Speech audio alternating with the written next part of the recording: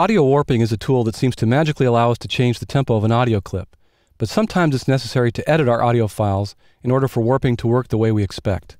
Let's take a look at how you can edit transient markers and create warp markers in order to create clips that smoothly loop.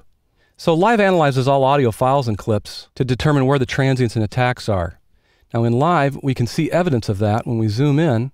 You'll notice I'm looking at this clip here in the sample editor, and I can see these little lines that are appearing just above each attack or transient.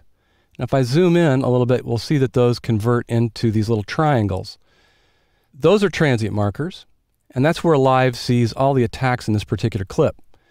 Now those are only visible and only active when the warp button is enabled in the sample box. If I click that, they go away. So I need to re-enable that, and I'm also going to turn on the loop function to make sure that this loops. And then I'm going to close that so that we have a little more room to operate. So I've chosen to work with a 4-bar section of this drum clip, and I've done that because I need a nice little loop to work with, but the overall file has a cymbal hit at the beginning that I don't want as part of this particular loop. So I've found a nice 4-bar section, and I've looked for one also that has a little bit of a fill at the end, so this is going to work great for me.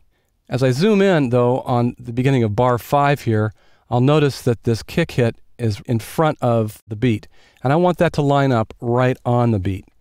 So in order for me to manually change the way Live is going to warp this audio, I need to convert that transient marker into a warp marker. With the warp marker, I can actually move the actual placement of that particular transient.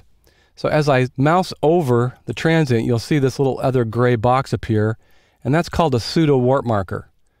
I can't move that, but if I double click on it, I'll convert it into a warp marker, and that I can move by simply clicking and dragging. Let me undo that, and I'll turn on the grid, Command 4 on a Mac, or Control 4 on a PC, and now that'll snap right onto the grid. Okay, so let me zoom back out, and I'm going to zoom in over here on the end of the loop. Again, I've got a transient marker here that defines the end of the loop, and I'm going to convert that into a warp marker by double-clicking it and snapping that onto the grid.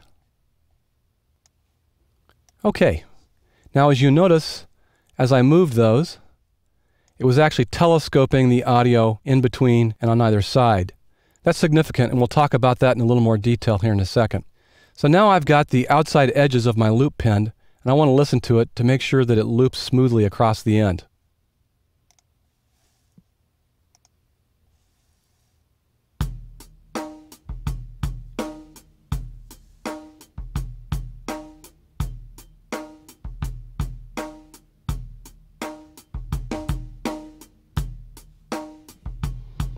Okay, so for the most part, it sounds like it's grooving, but there's a little bit of a double hit there at the end that I want to avoid. And so if I zoom in on the end of that clip, I'll notice that the beginning of that transient is out in front of bar 9, and that's not going to work. So I'm going to select that warp marker, delete it, and then I'm going to zoom in on that transient marker, and I'll notice that it's actually into the attack, and I actually need that to be over there at the beginning. So I can move that transient marker by hovering my mouse over it and then holding my shift key down and dragging that to the new place.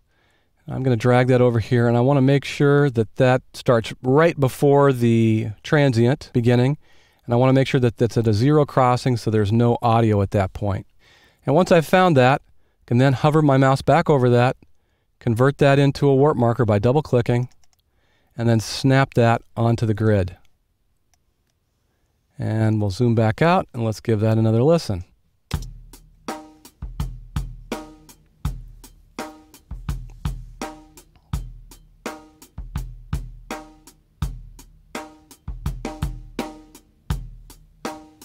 Okay, so that's a lot better.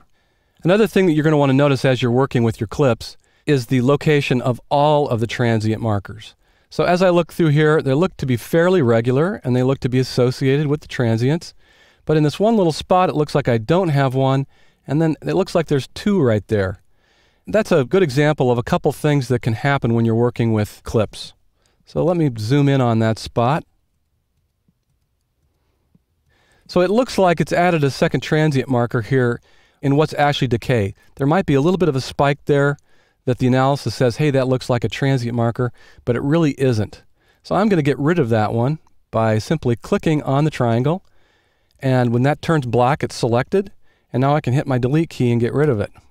Now if I move my cursor away from that point, you'll see that the transient marker isn't there anymore. If I move over to this one, I can see where there's not one, but that looks like that's like a hi-hat chip, or there's actually something there that I want to be able to warp to the tempo. So I'm going to add one there, and to place it correctly, I'm going to get rid of the grid temporarily by pressing Command 4 on a Mac or Control 4 on a PC. Now I can click right there near the beginning of that. I can zoom in if I need, and I'm hitting the plus key on my numpad to do that. And I'll place that very carefully. And now I can turn that into a transient marker with the Command-Shift-I. That would be on a Mac, or Control-Shift-I on a PC. I've got that, and now we're ready to go. So if I need to change the tempo of this file, those should warp correctly. Now at other times, you may take a look at one or more location of transients and say, that's a little bit too far off the beat to make me feel comfortable, so I want to actually adjust that. So if I move this particular transient location, it's actually going to move the ones around it. And if those are actually located in good spots, I want to make sure that when I move this one, it doesn't move those two. In effect, what I need to do is pin this one in place and pin that one in place so that I can move this one. And there's a nice function in Live to allow us to do that by simply holding down your Command key as you hover over a transient. And you'll notice that I see pseudo warp markers at all three locations. Now I can simply double-click, convert all three of them into warp markers, and now when I move this one in the middle, these two over here actually won't move. So I can grab that and click and snap that onto the grid. So after you've gone through and carefully edited your loop, you may want to save your changes for use in a later session. We can do that by going to the sample box and simply clicking on the Save button. Another thing that I might want to do is crop this particular sample so that I have it without all the additional audio. Before I do that, I would probably Option click and drag a copy of that to another spot so that I can select that one, and then right click on the area that I'm working with and choose Crop Sample. So if I go back to the original, you can see that I've got the whole file, and then if I go down to this one, I've only got that piece that forms the 4-bar loop that I'm trying to work with. So while there's no substitute for a good performance, warping is a great way to fix rhythmic errors and create clips that smoothly loop.